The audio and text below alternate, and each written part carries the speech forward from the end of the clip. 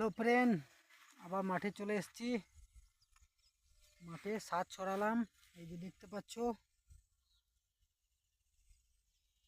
Friend. মাঠে সার ছড়ালাম এই যে মাঠটাতে, এই যে মাঠটা দেখতে পাচ্ছ আমার, এই মাঠটায় গোটায় সার ছড়ালাম।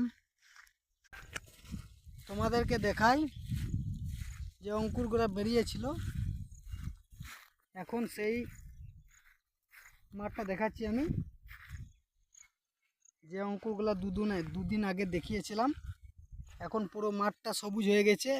হ্যাঁ দেখায় তোমার, এ দেখো বন্ধুরা, 2 দিন আগে দেখিয়েছিলাম,